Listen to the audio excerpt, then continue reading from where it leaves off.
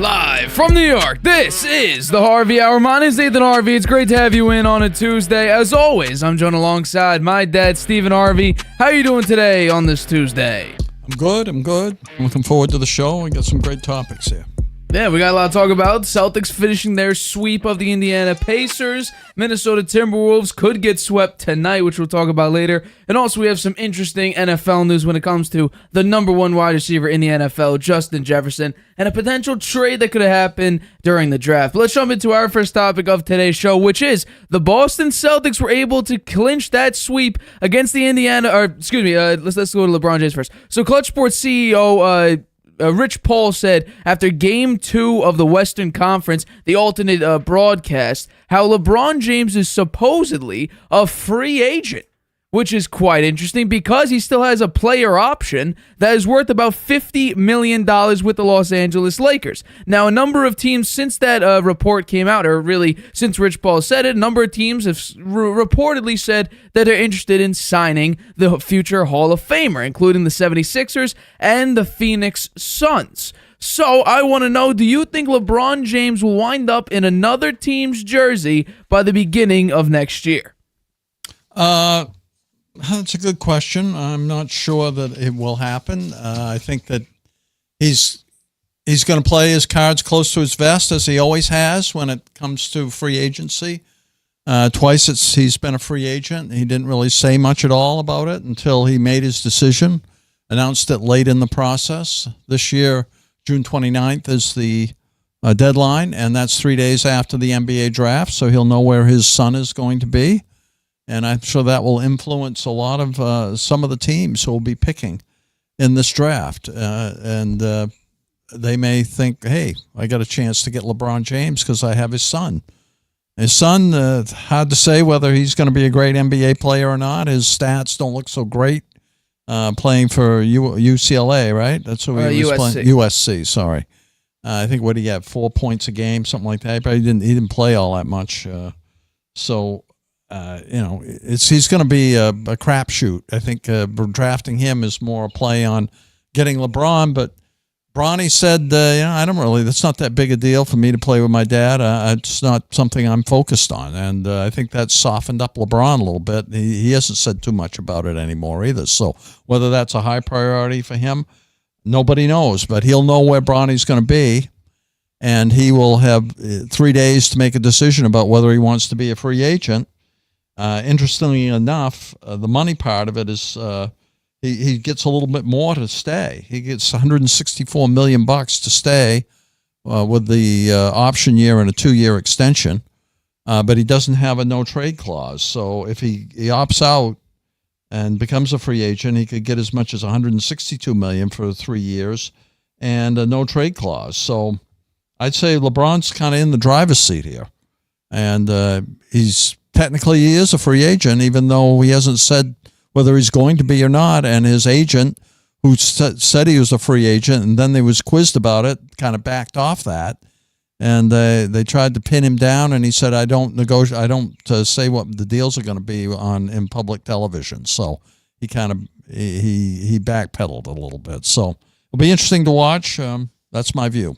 Well, I think when it comes to LeBron James, it's quite interesting because when you look at the Lakers, he's built his LeBron empire, I'll call it, in Los Angeles. So for him to leave at this point in his life, not only in his career, but also in his life, it's not really something that I think he would want to do unless a team is built to win now and he still cares about going out there and winning championships, which I assume that he wants to do. Rich Paul also said that they should focus more on Anthony Davis instead of focusing on getting LeBron's deal done. So my guess would be LeBron is probably going to decline that player option, and then we'll probably get the 3 years, about $162 million contract. That's probably what he would do if he wants to stay with the Lakers. But if he goes to a team like the Phoenix Suns, who, by the way, Bronny James is only expected to visit the Lakers and the Suns. Philadelphia is sort of like an outlier here when it comes to potentially getting just LeBron James. If the Suns do pursue LeBron James, it would be basically a veteran minimum. He would be sacrificing $50 million worth of his own money. Wow. And that could just be just to play with the Sun. Now, is LeBron James willing to sacrifice $50 million in order just to play with his son? Maybe. But my guess would probably be, first off, the Suns getting LeBron James would not solve anything. They still won't win an NBA Finals because they're way too top-heavy. Their problem isn't they don't have enough star power or enough shooters. They don't have a lot of depth. So as soon as Devin Booker, Beal, or Kevin Durant either sit on the bench or in the case of Bradley Beal in the playoffs, has a bad playoff series, chances are you're not going to get very far. As we saw this season, you get swept in the first round.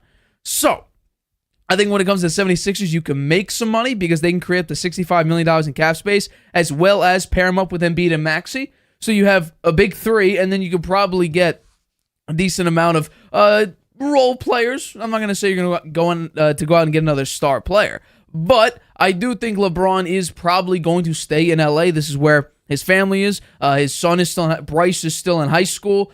Supposedly, he's the better of the two sons when it comes to playing basketball. So my guess would be LeBron won't stay around for that long to play with both of his sons. But in the case of this, I do think he'll remain as a Los Angeles Laker. I think it would be very interesting, and if you're rooting for Embiid to finally win one after year after year after year of disappointment, the 76ers would be a beautiful option. The Suns would be way too top-heavy, just like the Suns have been for the past couple seasons now. They have no depth. top heavy? They have no depth. Right, exactly. They have star power, though. Right? They have 3 all-stars. Well, that's what I mean. They're top-heavy. As soon as KD, Booker, or Beal go out or don't play well, who else do they have to rely on? Nobody. No. They were top-heavy last season. If they had LeBron James, that would... He would be on the bench? No, he would be a starter with them, right? I don't think it would make a massive difference. Because based on what the Suns front office has said, they will not trade KD, Booker, or Beal. Okay, well, that's fine. But if they were able to draft Bronny James and they could get LeBron James for the veteran minimum, that would be a huge win for them. I mean, it would. We would just have LeBron James, and then maybe chances are I mean, I think the young player, but 76ers. maybe I Bronny think James could be something. I think the 76ers would be a good move for him if he did want to leave the Lakers. Embiid and Maxey, he'd be the third piece. That I think would be a great one. That would be. I think that would make them much bigger contender because they did okay against the Knicks. I just think that Embiid was rusty at first. He hadn't played that much. Maxey had a couple of huge games there. Embiid played really well down the stretch there. If they'd had one more piece, if they'd had LeBron James, they probably would have beat the Knicks, I think. Yeah, absolutely. I think they would have beat the Knicks, right? I would 100% because it was up to Josh Hart hitting a couple nice threes. It was up to Dante DiVincenzo to hit a very late clutch three that apparently they probably would have beat the Pacers times. too. They probably would have beat the Pacers, and then they would have played the Celtics Probably. I mean, that if they made it to the Eastern Conference Finals, that would be the farthest Joel Embiid has ever been in his entire career. So I think if we're talking about right now, LeBron, in my guesstimation, I think he will stay with the Lakers just because everything is put into place here. It's been here for a number of years now. Bronny went to USC, so what if his son is drafted by Philadelphia? I don't think it'll matter. I really don't. What if his son is drafted by the Cleveland Cavaliers? Hometown. It's tough to say. They would be able to put a pretty good contract out there for LeBron. I think you would think so. Yeah, and I think maybe if it really hits LeBron where not where it hurts, but hits him in his heart, gets him in his feelings, going back to Cleveland for one good run with his son, maybe, potentially. But I just think that with the way that everything is set up currently. I mean, Cleveland's going to draft down a ways, right? They're not going to be up near the top. A lot of top teams probably won't take Bronny James because there's no real line on him or whether he's going to be any good or not. Well, supposedly, he is listed on. He's 54th out of 100 best players in the 2024 draft. So, based on just the ESPN list of top 100 players in the draft, he'd be in the second round somewhere. Yeah. Towards actually the back end of the second round, if you go because there's 30 teams in the NBA, he'd be towards the very end of the draft. Second round. Yeah. So, I think. Yeah, a bunch of single-digit stats. He also had those cardiac arrest that he had to deal with early in the season. That's a serious thing. I'm surprised they let him play basketball after that. Well, he was cleared to play, so I mean, it's very impressive he played at all. Remember, what's the guy's name that played for the Celtics who had a heart issue, and they cleared him to play, and he dropped dead on the court. Yeah, beats me. I don't know. Yeah, so I mean, if Bronny James is about to suit up to be an NBA player. And I think LeBron James, I don't think he would knowingly put Bronny at that risk if there was seriously something, long-term or potentially reoccurring, put him on an NBA court, which, based on Bronny's play at USC, times 50 harder, more intense. I mean, Bronny did kill it at the Combine. He was crushing it. Yeah. So, I think... How tall is he? That's a good question. He's 6'2". Yeah, I was going to say 6'2", so he's a guard. Yeah, absolutely. Bryce, his other son, is 6'6". Is he going to be a point guard or a shooting guard? Probably. Know. I mean, my guess would be he's 210. My guess would be shooting guard. Yeah. But I don't know. We'll see what team, what role he'll fit on whatever team drafts him. But he's only expected to visit with the Suns and with the Lakers. So if it's just those two teams, I guess flip a coin and then you have a 50-50 shot. I would say the Lakers will draft him if he's there. Right? Yeah. Just to make LeBron James happy. That would solidify that he's coming back. Well, Bronny James doesn't even believe that a team would draft him just to get LeBron James there. Well, of course he's going to say that, right? Why? He would feel like, I owe it all to my dad. Yeah, he's not going to want to feel that way. So I don't think LeBron James wants to feel that way. Yeah. So it might stump your Cavs theory of if the Cavs draft Bronny, LeBron would be like, they're literally what playing number to did me. the Lakers draft? What's their number? I'm They're not pretty sure. far down there in the first round, right? I'm not sure. The big names are going to be gone. I know the Suns have the 22nd pick, I bet they'll take Bronny James. You wait and see. That's my prediction. In the first round? Yep. Really? So to solidify LeBron James coming back to them, signing a 2-year extension, making $164 million. It's crazy. The Lakers, based on what I'm seeing here, do not have a first-round pick this year. Ooh. Wow. Phoenix has the 22nd overall pick. Ooh. Cleveland has the 20th. Philly has the 16th. I don't think I don't see LeBron James taking a $50 million pay cut to go play with his son for a year. So you're saying Lakers or Philly? If the Philly drafts his son. Right. Yeah. Obviously, yeah. What number do they pick? Philly. Philly is 16th. 16th. I don't think they're going to be drafting that high. They may not want. There's still some very good players to get at number 16. The Lakers have, in the entire draft, they have the 55th overall pick. That's all they got. And Bronny James is rated number 55. 54. 54. So if we're going 1 to 54, that means the Celtics would draft him at 54. I don't think LeBron's going to Boston. I don't think LeBron's going to Boston. I don't think Boston really would want to sign LeBron James. Really? Well, it looks like they may win the NBA championship this year. Hey, don't get ahead of yourself. There's Tatum in the finals.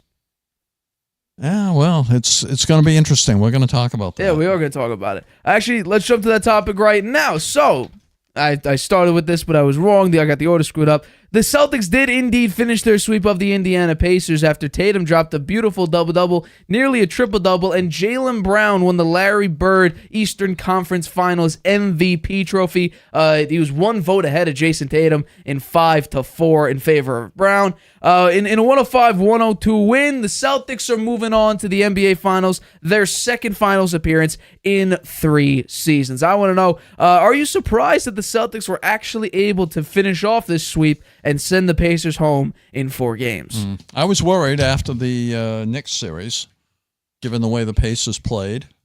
I think it was more about the Knicks being hurt than maybe the Pacers being that a really, really strong team. Although once they got it rolling, man, they weren't missing. They had the first half of the Game 7 against the Knicks. They shot over 70%. You don't see that very often. I think it was a record in a half in a playoff game. 70% shooting. It's crazy. The entire game was filled with records. It was crazy. By the end of the game, it was the highest shooting percent. They had their chance in Game 1 against the Celtics, and they blew it. They made mistakes, and this happened to them throughout the series, actually. And then once Halliburton got hurt and he couldn't play Game 3, I figured it was over. And it turned out I was picking this series could go 6 or 7. If Halliburton had been in there the whole time and played the way he played in the Knicks series, then I could see it being quite a challenge for the Celtics. But it turned out to be a sweep. And you look at the scoring stats, Jaylen Brown had a great series. He deserved that trophy, the Larry Bird trophy. Interesting, it's a Celtics player trophy, and he's a Celtic, got that trophy. I think that'll probably mean quite a bit to him. 29 points. 6 rebounds, 2 assists. A great night, 44 minutes. Jason Tatum, 26 points, 13 rebounds, 8 assists, almost a triple-double. Derek White, strong game, 16 points, 4 rebounds, 4 assists. Drew Holiday, a very strong game, 17 points, 9 rebounds, 2 assists. So it was balanced scoring for the Celtics starters. And they showed why they're the winningest team in the NBA in 2023-24. I was a little bit nervous this game because I'm not surprised that they were able to finish off the sweep, but I was not impressed, or I was surprised by how close the game was. We're talking about down to the wire, seconds remaining. The Celtics finally were able to take a lead and then clinch it. That's what I'm a little bit nervous about. The star player of the Indiana Pacers, Tyrese Halliburton, was out. In this game, the Celtics were losing entering the 4th quarter. How are you going to do that against a Mavericks team that is on fire right now? And if the Timberwolves do something that's never been done in the entirety of the NBA playoffs, in the history of the NBA playoffs, go down 0-3 and come back and win the series, Celtics almost did that last year, then look at the 2 teams the Celtics are going to be up against. And I know a lot of people talk about this, and a lot of people are criticizing the Celtics for this, but I think it does need to be said. The Celtics have had a very fortunate run to the NBA Finals. Jimmy Butler out the entirety of the series. Donovan Mitchell missed the last 2 games. And now you have Tyrese Halliburton, who also missed the last 2 games of the series. Each of the best players on these teams have missed a significant amount of time, crucial games. In the case of the Pacers, you lose your last 2 games after being down 0-2, yet you're kind of screwed there. You're kind of screwed. Now, Nembhard stepped up very well. He went 10 of 18, 3-6 from 3. So he tried his very best to keep this a relatively close game, and it was a very close game. It came all the way down to the wire, like individual seconds remaining. But I'll give Jaylen Brown his flowers. After being criticized for his turnover issues, he can't dribble with his left hand, just bad play overall, he stepped it up big time in this series, averaging 29.8, 5 rebounds, 3 assists. He had 2 steals throughout the entire series, shooting 51%. If you want to round up, it's 51.7, so let's say 52 for posterity. However, I'm going to actually say that I would have given the award to Jason Tatum. When you average 30 and 10, something that I don't think Larry Bird has done in the Eastern Conference Finals before, I think you kind of need to give it to the better player, the significantly better rebounder, the guy who has more assists, who has near steals and blocks. It wasn't a runaway for Jaylen Brown. Me personally, I would have given it to Tatum. However, I think the X factor of this series, and I mentioned it before when we talked about the Celtics, I believe after Game 2, the X factor in this entire series and the wake-up call was not the fact that Al Horford was the starting center. It was not that Derek White had a pretty okay series. He averaged about 16 points a game and 6.5 assists. It was Jrue Holiday. Jrue Holiday, after averaging 12 points in the playoffs, and I believe also in the regular season, he stepped it up massive, nearly doubling that at 18.5. And also shooting a very, very nice 41% from 3 and nearly 59% from the floor. And in this game, he shot 7 of 13 and had 2 3-pointers. He also had 9 rebounds. So for me, the X factor of this entire series was Jrue Holiday, because in Game 3, the game sealing steal at the very, very end. That was the biggest play that they've had. Arguably, the biggest play the Celtics have had in the playoffs for a number of years. I'm not sure. I thought that Jaylen Brown's 3-point shot at the end. Okay, I'll give you that. I'll give you that as well. I think that was Jrue Holiday's steal was big, but that shot by Jaylen Brown falling out of bounds and actually falling down and Siakam all over him and hitting that shot, to me, was the biggest play. I'll give you that. I'll give you that. But still, I think Jrue Holiday stepped it up massive, and I said going into this series on the show, I said, yeah, Jrue Holiday shot 43% from 3 throughout the regular season. I need to see more of that 43%. Well, he gave it to, pretty close, 41.7. And you know what happens? You sweep. Yeah. The Celtics, though, have the best defensive rating in the playoffs, if you include the regular season and the playoffs. They have the best offensive rating if you include regular season and the playoffs. This team, the way they played, and honestly, this game, while it was a little bit disappointing, the fact that you were losing for large sums of this game, the biggest lead for the Pacers was 9. There were 15 lead changes, and it was tied up very, very late into the game. I think that this showed that the Celtics in clutch time, regardless of what happens against a very, very fast-paced offense, can step it up when they need to, can play good defense, can seal a game with a clutch 3 or with a clutch steal, and then take care of business, and lo and behold, you shut down one of the best offensive teams based on the numbers and NBA history. You're right alongside them. And also just say, you know what, this is our series. You can't do anything. Yeah, we let you off your leash a little bit. This game was way too close than it had to be. But this is our series. It's our season. We are the best team in the NBA. And we're proving it now.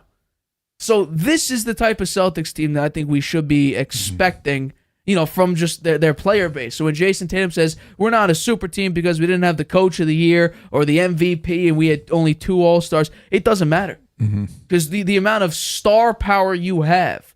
Now, and not only that, everyone fits into their roles beautifully. It's a beautiful, harmonious relationship between each of these players. Peyton Pritchard coming off the bench could hit a number of threes and also be a great point guard. Sam Hauser could hit a number of threes as well. We saw that throughout these playoffs. He's had a couple games where he went like 4 of 6 from 3, and he had a great game. Jrue Holiday, defensive point guard, brings you more offense than Marcus Smart did. You point out that the the Celtics haven't faced that much adversity here because the other teams didn't have their best player on the court for a good portion of the series. The Heat, Jimmy Butler out the whole series, and Tyrese Halliburton out for 2 of the games, and also Donovan Mitchell out for 2 of the games. But let's not forget that Porzingis has been out almost the whole series. That is true. Right? Now he's going to be ready to go on game 1. I'm sure the Celtics are hoping, go Timberwolves, win at least 2 games, and that gives Porzingis another week or so to rest. And that would be the best thing that could happen to the Celtics is the Timberwolves stretch this series out. I don't think it's going to happen because the Mavs are at home, and the way they've been playing and the mistakes the Timberwolves have made. But we're going to talk about that in a little bit here, so I don't want to give all my comments just now. But looking at the game last night, it was very close. Right. It was only a 3-point game. You look at the number of the stats, the Pacers had better stats than the Celtics did. Their field goal percentage, 46%, the Celtics 45%, so just a little difference there. 3-pointers, they had 34.5%, the Celtics 32%. Free throws, Celtics beat them by a little bit there. 78% versus 75%. That was the difference in the game, basically, there, right? No, it was only 1 point difference, actually, on that. The total rebounds, the Pacers out-rebounded the Celtics there. I was a little surprised to see that. And assists, the Pacers, 2 more assists. Blocks, that's where the Celtics beat them, 6-4. And steals, the Celtics had 10 steals to 5 for the Pacers. That's where the Pacers had their issues. And with turnovers, they turned the ball over 3 times more than the Celtics did. So those are that was the difference in the game. Well, we got about 2 weeks, give or take. Actually, about now, it's about a week. The game 1 of the NBA Finals is set for June 6th.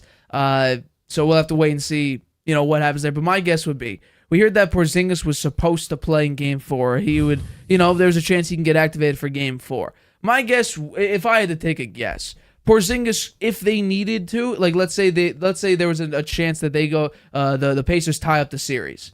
I think Porzingis would have played. Oh yeah. But I think because you were up 3-0, you're like, let's just see. Was he dressed? Was he dressed last night? I don't think he was. They ruled him out way before, so my guess is probably not. But I think if the Celtics desperately needed him to play, or if there was an injury and you don't want to put Luke Cornett or Xavier Tillman as your starting center, let's say Al Horford's hurt or sick or whatever, I think Porzingis probably could have played, but he would not. I think he'd be maybe 65-70% of his full go. Now you give him the opportunity, give him a little over a week of rest, where he can get back to 100%. Yeah. They didn't need him to play last night. You're up 3-0. Up 3-0. So I think it was a smart even if they idea. lost last night, they're coming back to Boston. Right. They would have been back to Boston twice.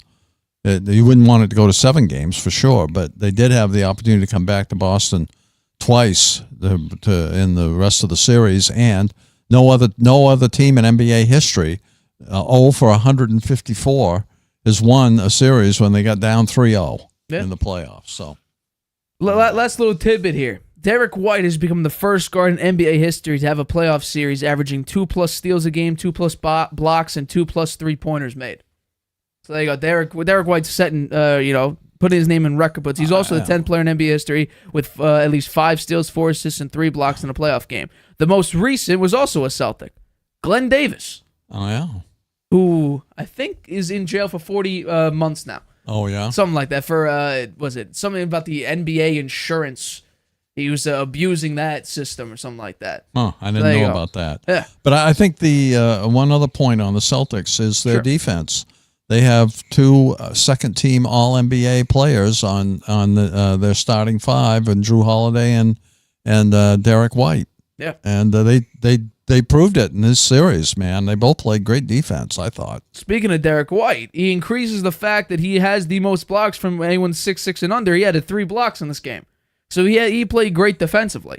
So all around, this is the Celtics team I think we were all hoping that we would see throughout the playoffs, where you win 60-plus games, you are the best team in the NBA. Prove it. Put it on display. Don't fall apart again where Jason Tatum shoots horrible. And I don't know what it is in the playoffs, but he goes from shooting pretty well from 3 to now averaging 30% from 3. That's what I mean by consistency. Just, I understand the competition is tougher and it's a little bit more physical, but Jason Tatum's taking just bad three-pointers with step backs and fadeaways. Just do your natural three motion. Yeah, I do agree with you that there's a little bit of a question mark there with the luck that the Celtics have had with the other teams losing their top players in these series. Although the Celtics down Porzingis, Right. So they get Porzingis back and he can play strong. We'll see who they face. It looks like it's going to be the Dallas, whether they win tonight or have to win a game, on the road or back at home again. We'll have to see. Yeah, absolutely. All right, we're going to take a break, but coming up, so reportedly the Vikings were about to offer Justin Jefferson to move up from number 11 to number 5 in order to draft Jefferson's replacement. We'll talk about that, as well as who will win tonight in about an hour and a half. The Mavericks will try to complete their upset sweep against the Minnesota Timberwolves. We'll break all that down and make our predictions right after this. Using Wi-Fi without NordVPN could mean sharing your private stuff with more people than you think. Stay safe on public Wi-Fi. Get NordVPN's special offer and encrypt your internet connection. NordVPN. Online security starts with a click. Whether you're just discovering your voice or taking your show to the next level, you know what the world needs to hear. All you have to do is say it. With Spotify, set up your podcast. Your food podcast. Your mindfulness podcast. Your never thought you'd get this far podcast. And watch those sparks fly.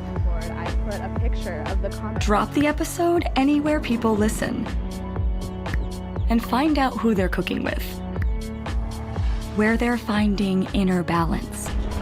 And why they love your show. You're already a creator. Now you can create, connect, and get paid for your passion with one single free tool. Spotify for podcasters. Talk where the world listens. Welcome back to the Harvey Hour. My name's Nathan Harvey. It's great to have you in on a Tuesday. As always, I'm joined alongside my dad, Stephen Harvey. Let's get into our next topic of today's show. So this is fascinating and maybe stupid depending on how we take a look at this. But Charlie Walters of St. Paul Pioneer Press came out with a with an article discussing how the Vikings considered moving Justin Jefferson in a trade to the Los Angeles Chargers at the number 5 spot in order to draft his replacement of Malik Nabers. And this is what the report had to say. Quote, there was a buzz at draft time that the Vikings wanted to move from number 11 to number 5, not to pick a quarterback, but to get LSU wide receiver Malik Nabers, who was picked at number 6 by the Giants. Had that trade occurred, Jefferson would have been traded and Nabers would have been the number 1 receiver. Once again, Charlie Walters of St. Paul Pioneer Press. It's quite interesting that the Vikings would trade up to get a replacement. One thing I don't understand about this, and maybe you can clarify for me, were they going to trade Jefferson to get to number 5? Yeah. They were going to trade him to get to number 5. The massive piece would probably be Jefferson and number 11 to move up to 5 or something else like that. But Jefferson would be moving on to the Chargers, who sat at the number 5 spot. So I don't know, would this have been a good or a bad idea for the Vikings to trade up and trade away Justin Jefferson? You're going to have to pay him a huge amount of money to keep him, right? He's going to be playing on his 5th-year option. That's about $19.7 million, a little bit more for the 5th year. And then if they don't lock him up now, he'll wind up being a free agent. He'll get a massive contract. I think you look at his stats. I mean, this past year he got hurt for part of the year, and he had nobody really throwing it to him after Kirk Cousins got hurt. Still got 68 passes, 5 TDs in 10 games. That you extrapolate that out, that's a great season if he'd played all the games. And then the year before in 22, he had 128 receptions for 1,800 yards. Hey, that guy he's good. He's one of the best, and he's going to command a giant salary, and he'll get to see some others' contracts come before his. CeeDee Lamb, he'll probably get a contract here pretty soon. It'll be interesting to see what he gets. There'll be some benchmarks set there that he will probably exceed given his talent and his age. I think I'm a little surprised, actually. I can understand why the Chargers wouldn't have gone for him, because they'd be in the same predicament, right? You're really only getting him for 1 year unless you're willing to up the ante and give him a giant contract. They took all instead. And interestingly, the Vikings actually kind of wound up with what they wanted in the end. They got McCarthy as a quarterback, and that's what everyone thought they wanted to do, was to draft one of the better rookie quarterbacks, and they got McCarthy. So hearing this, whether the Vikings really considered this strongly or not, I don't know. I kind of wonder about that a little bit. Well, I think as it currently stands, Jefferson trying to figure out his contract situation with Minnesota, and then the Chargers doing their thing of drafting Joe Alt at number 5 and building through the draft that way, and hoping Quentin Johnston gets his act together and becomes, maybe their next best wide receiver. I think where everything stands currently as is the best way. So I think this would have been a bad idea for the Chargers to bring in Justin Jefferson. They're already in cap hell.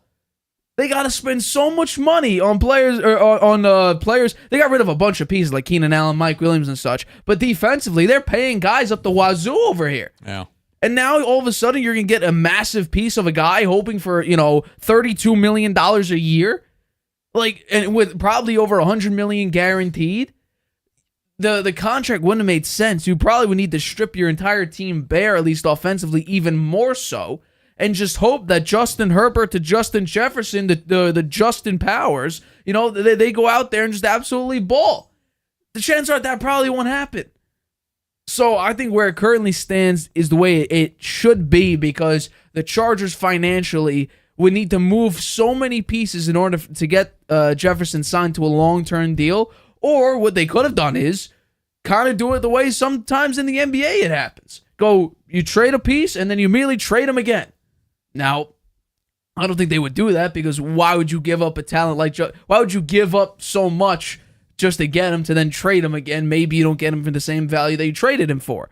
So I think that the Vikings will figure it out. I think Kevin O'Connell, he has said that they're still working things out and they'll probably get it done. But based on the projections, we're looking at $32.5 million over, I think, 4 seasons. So it's $500,000 more than A.J. Brown's got, who's making $32 million a year. So, and reportedly, we keep seeing reports about $90 to $100 million guaranteed. He's looking at A.J. Brown. He wants even more than that, and I think he should, because he is a better player than A.J. Brown. I think that's pretty much undisputed. When he's young. Healthy, he's 24 years old. He's incredibly talented. Year 1 in the NFL, we're talking about, several. He's definitely a 1,000-yard receiver. We're talking about 1,700 yards. And my guess would be, if he's really, really relied upon, because if Kirk Cousins didn't have T.J. Hawkinson or Jordan Addison, we could probably see a couple seasons now with double-digit receiving touchdowns, if he really needs to be that wide receiver 1,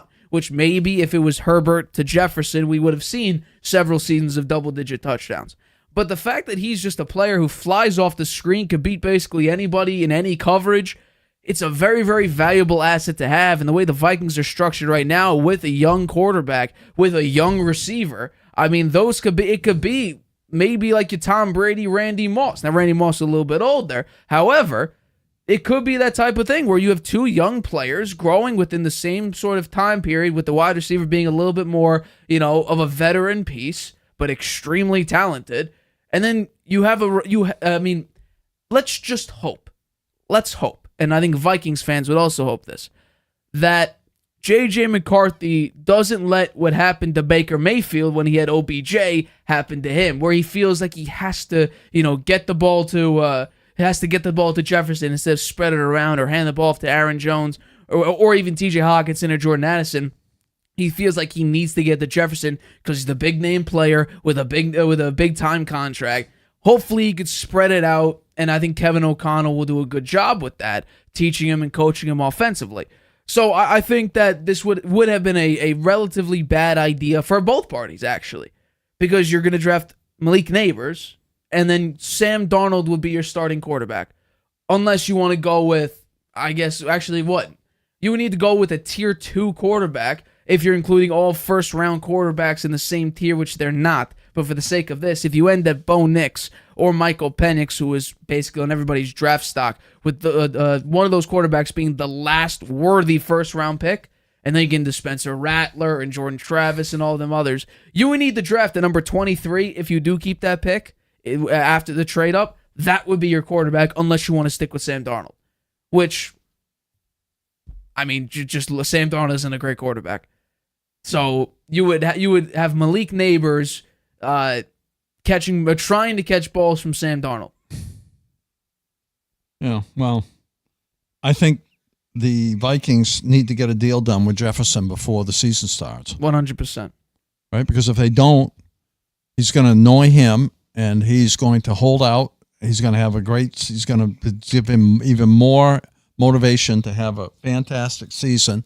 Then he's going to opt out to be a free agent, and the chances of getting him back, I think, are nil. Small, very small. I would agree with that. 100%. I mean, wouldn't he love to go to a big market, a really big market in L.A. or New York? Right? I would agree. I think a lot of players do. Yeah. So I'd say they better figure out a deal with him, and it'd be worth it. I think if you could lock him up for 4 years, he's only 24 years old, 4 more years. Right. That would be, and you have to guarantee $100 million. I think it's probably worth it. You got rid of some of your big-time defensive pieces and replaced them. You got rid of Hunter, but then you ended up replacing him with Dallas Turner. Like, the Vikings made a lot of really good moves. This would have been a very dumb move, in my opinion, because the way that they situated their draft this year is, I think, what a lot of people were hoping that they would do, where you want to get a quarterback instead of Sam Darnold. You need another defensive piece because you lost Danielle Hunter. You replaced him beautifully and arguably with the best edge rusher in this draft. I think they executed this very, very well. Yeah, well, I think the big question mark for them is J.J. McCarthy the real deal? And I think with Kevin O'Connell as your OC/head coach, or offensive play caller, I guess, but as your head coach, and with the amount of talent, I mean, we talked about it before, Justin Jefferson, Jordan Addison, T.J. Hawkinson, Aaron Jones in the backfield, Christian Darrisaw, your tackle. It's hard to see a situation where it's the team's fault that you are not a great player. Patriots. It's kind of the team's fault that Drake may not be that great because the team isn't built very well. I mean, Zach Wilson, the offensive line was horrible. You couldn't take 2 seconds before you were either going down on the ground. I mean, Aaron Rodgers, 75 seconds, could feel that wrath of how poorly that offense was structured, or at least the offensive line was structured. I think when it comes to the Vikings, there's no way you could say it's the Vikings' fault that J.J. McCarthy doesn't have enough pieces around him to succeed. So he does. He has the pieces. Exactly. The question is he capable of throwing the ball 30, 35 times a game when he's only thrown it an average of 17 throughout his college career? You'd be doubling the amount of intensity. It's a lot. Right. That's double. Yeah. Doubling the amount of times you throw the ball in a game. And that's going to be very different territory for him. Yeah. And whether he can do that consistently, maybe he can start the year and that will be okay. But once he gets 10 games, 11 games into the season, he's going to be playing more games in his first year in the NFL than he ever played in any season before this. He could hit the brick wall. He could hit the brick wall, Nate. It's hard to say that it'll just be McCarthy wall. I think maybe, we might see some decline as all rookies do, where you get that rookie fatigue or something where the rookies make, mistakes that they need to learn from.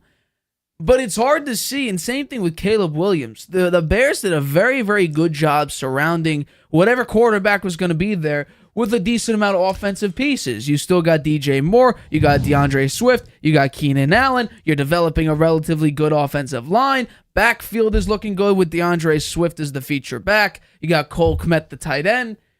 It looks like a growing good offense, and it's weird to say Keenan Allen's old. Right, but still, he's a guy. So is Mike Williams. Well, Mike Williams on the Jets. I mean, that's Aaron Rodgers' problem to deal with. And he's also injury prone as well. But I think that if we're talking about what quarterback has the best chance to succeed, I think you have to put J.J. McCarthy very high on that list because the best receiver in the NFL, a very good running back one. You have a top five tight end in the league in T.J. Hawkinson, and you have one of the best young wide receiver twos in the league in Jordan Addison. Don't you think the Vikings expect to be a playoff contender this year? I think they do. I think they plan to be a playoff contender. The big question mark is J.J. McCarthy. Yeah. He is the unknown in that whole setup there. They strengthened their defense. They have great pieces on offense. Is J.J. McCarthy up to the task? And if he isn't, then you say, what's his name? Mac Jones? No, the backup in the Vikings. Sam Darnold. Yeah. Man, I don't know. He's had flashes of looking good, but never been able to be consistently good. So, quarterback is the big question mark for the Vikings. And I think, we're only in we're about to enter June in a few days from now. Mandatory minicamp starts soon. Then you got, full-blown training camp. It's going to be interesting to see what happens and how J.J. McCarthy will look throughout, the rest of this offseason. And then week one is actually in 100 days from today. So we'll have to wait and see. But let's get into our last topic of today's show. So the Dallas Mavericks are looking to complete the upset sweep against the Timberwolves tonight, 8:30, I believe, on TNT. Dallas leads the series 3-0. This is not good for me. I picked the Timberwolves to win in 6. I thought they matched up beautifully against the Dallas Mavericks, and I will admit I was flat out wrong. This is just the Mavericks. They look like a team who have Luka and Kyrie relatively in their primes. They are an incredibly dominant team, and I'm going to get into it. But the Timberwolves, they look very, very gassed. But I want to know: do you think that the Mavericks will close out the series tonight, or will the Timberwolves fight their hardest to keep the series alive? I think it's likely that the Dallas will close it out, but I'm rooting for the Timberwolves. Okay. I'd like to see it go longer to wear out the Dallas Mavs, so make it just a little easier maybe for the Celtics. That's what I'm hoping. But I think the Mavs will close it out. I think this is a situation a lot like the Celtics series where the veterans have played better than the youth, and they've made less mistakes. The Timberwolves have been making those mistakes. They've been in these games, and then they blow it at the end. They make mistakes at the end, and it's been tough for them because they did beat the champions, right, in 7 games. And they beat the champions on their home court. So I think that took a lot out of them mentally. I think it took something out of them. They beat the Suns in 4 games. Yep. Suns, despite the fact they had no depth and they're top heavy, as you say. They do have Kevin Durant. Yep. And they have Bradley Beal and Booker. Yeah. Those are 3 pretty good, three very, very good players. You would have thought they would have won 1 game at least. So the Timberwolves have maybe played a little over their heads in the prior series, beating teams that they weren't supposed to beat, particularly Denver. Nobody favored them to beat Denver, and they managed to pull it off in a 7th game at Denver. So I think they're maybe a little mentally tired, maybe a little physically tired. Edwards has struggled, right? He played well on Sunday night, 9 rebounds, 9 assists, 26 points. And they came back from a 12-point deficit when he was having a nice run. But Towns has played terrible. Yeah. Right? 0 for 8 from 3 on Sunday night for the series, 28% from the floor, 14% from 3. That's he can't do that. He's supposed to be one of their stars. So it's been I'm sure it's been disappointing for them. I think the pressure of elimination may pump them up some. Lively is not going to be in Game 4. He got hurt, his neck injury in Game 3, and it didn't really affect the Mavs much. They scored 29 points after he got hurt, 14 by Kyrie Irving, and they wound up winning by 9. So And maybe it wasn't that big a deal to have him out, but for a whole game, that could be an issue. So that's an opportunity for the Timberwolves to have Lively out for Game 4, to have the pressure of elimination, to know that they beat the champions, to know that they've swept the Suns in 4 games. They have the capability of doing it. They just have not. It's the youth, I think, and the inexperience, the mistakes down the stretch that have cost them. Whether they could maybe have this series even right now. I feel like it's unfair to, rip a young player like Anthony Edwards, who's only 22 years old. But when all of a sudden we go from saying he's the most underrated player to then going and calling him the next Michael Jordan and a young Michael Jordan to now him having this performance, I feel like it's kind of warranted because of the expectations we put. If we put expectations on a young player that he's the next Michael Jordan, the same thing as Victor Wembanyama, where we put expectations of he's the best prospect coming out of college or whatever you want to say, and he comes to the NBA, is the best prospect since LeBron James or maybe even Kareem Abdul-Jabbar. It's like, whoa, how can a kid this young live up to these expectations? Now, in Wembanyama's favor, he performed very well. He had 3 blocks a game. I mean, the guy is insanely, insanely talented. And Anthony Edwards is too. But when the lights are the brightest, in the biggest moments, in arguably the biggest games of his career, he's come up relatively small. And when the moments matter the most, in the fourth quarter of Game 3, he went 2 for 3, 4 points, 1 assist, 1 rebound, 1 steal, 1 turnover. Karl Anthony Towns, what? You should have shot it more often. I agree, because you had Karl Anthony Towns, who had a horrible game, and you brought that up beautifully. He shot 5-18 and 0 for 8 from 3. He shot 4 shots, missed every single one of them. So, while yes, it may be a little bit unfair to criticize Anthony Edwards, who's an extremely young player, he just doesn't appear like he's ready for the big moment. When a team relies on him in a big-time playoff game, and all of a sudden we're giving this guy the credibility to call him the next Michael Jordan, maybe because he's a high flyer and he could dunk beautifully. He won Dunk of the Year. I think the criticism is warranted. But also, the criticism has to go around to everybody. Karl Anthony Towns, who averaged a nice solid 20 points a game during the regular season, has plummeted all the way to 18, but in this series specifically, that's where it gets pretty embarrassing, because in this series, and it is absolutely, it's really bad overall just how Karl Anthony Towns is playing. In this series alone, he is averaging a solid 15 points, however, on 27.8% from the floor and 13.6% from 3, compared to nearly 42% from 3 during the regular season. He is not having a good series. That's just the facts. And not only that, maybe the most embarrassing part about all of this, because Karl Anthony Towns, the points per game, it's only what? 7-ish, about 7 lower. He's averaging 21.8. He's down to 15. The shooting numbers, the percentage is not great. Anthony Edwards, very, very young player, but we're overhyping him a little bit. He went from underrated to incredibly overrated.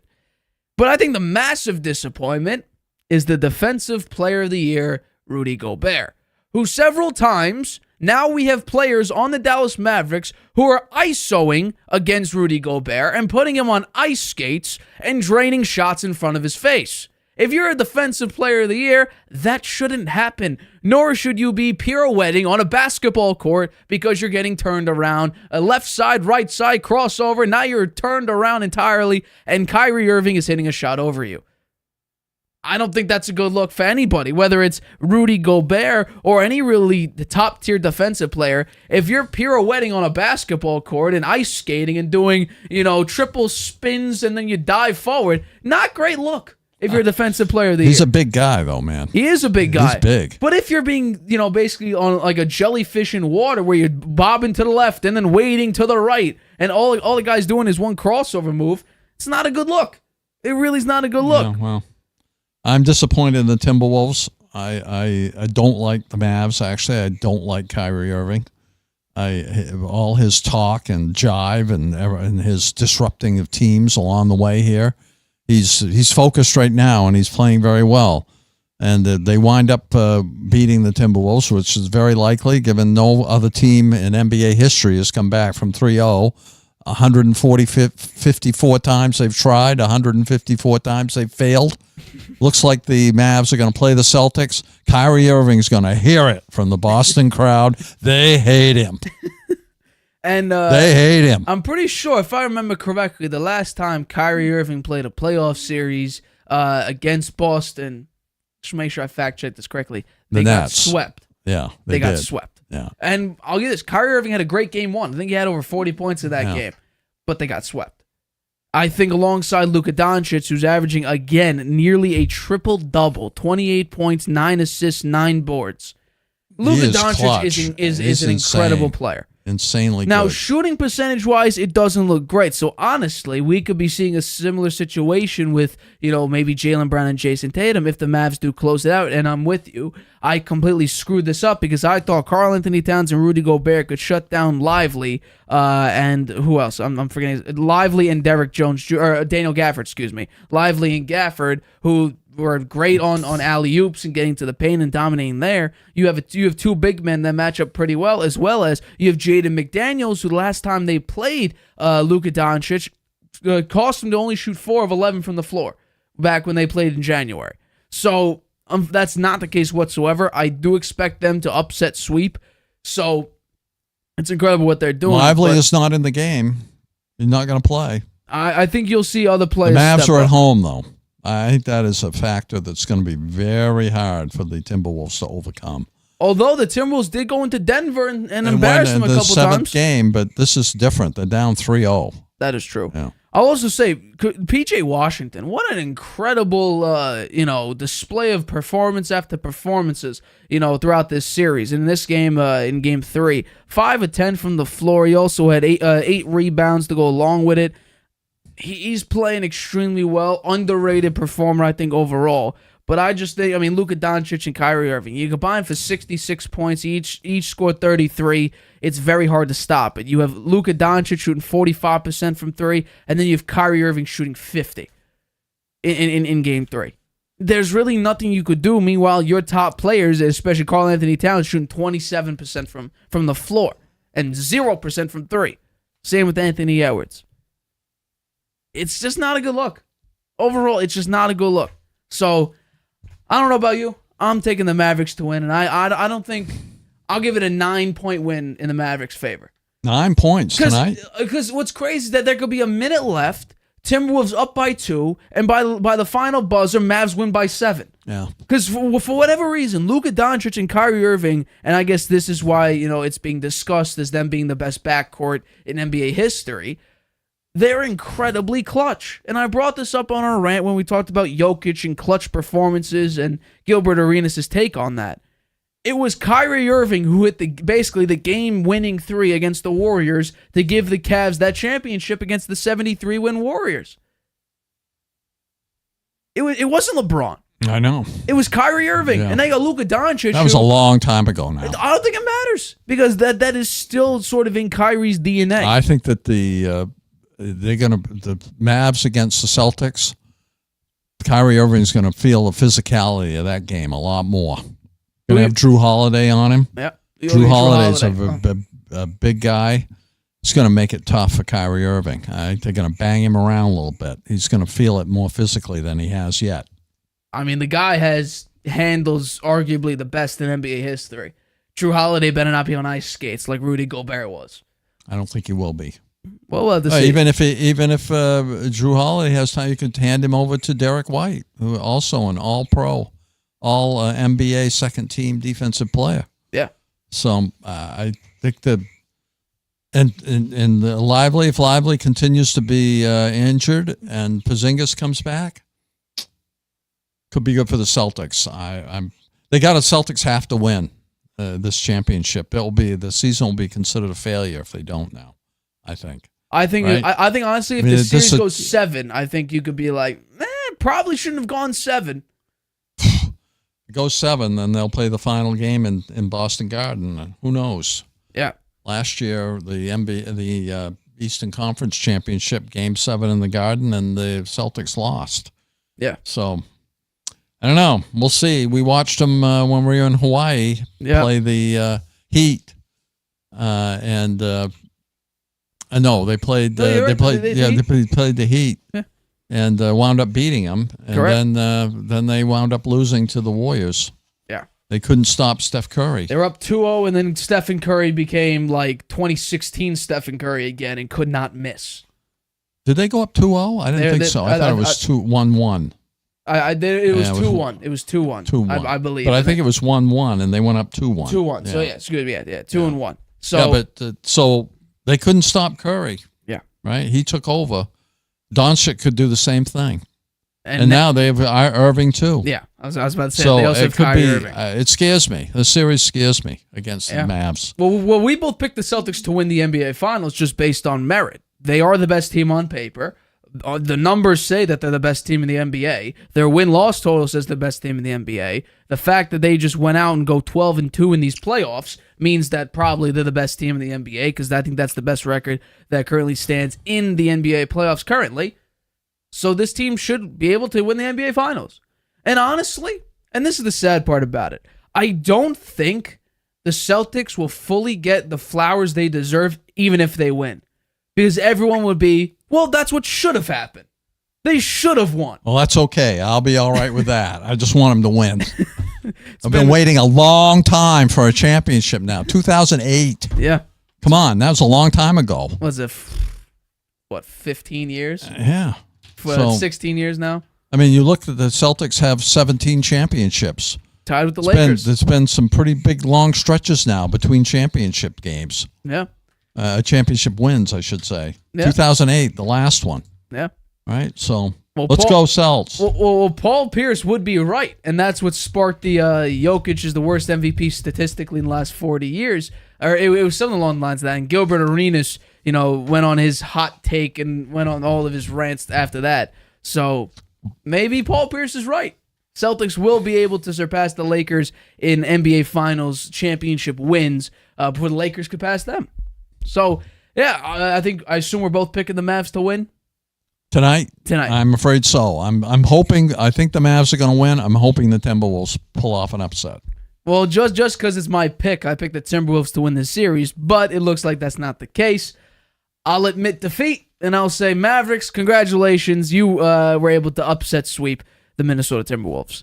We'll be watching tonight. It's going to be a great. It's on an hour, so we'll be watching that tonight. Yep. All right, so thanks so much for watching today's episode of the Harvey Hour. We appreciate the constant support that you guys give us every single show, every single clip. As always, my name's Nathan Harvey. That's my dad, Stephen Harvey. We have been the co-host of the Harvey Hour. Catch us Friday, 6:30 p.m. Eastern to talk some NFL. We begin our standings predictions on Friday, as well as previewing the NBA Finals between probably the Mavericks and the Celtics and the Boston Celtics. So make sure you tune in Tuesday, 6:30 p.m. Eastern.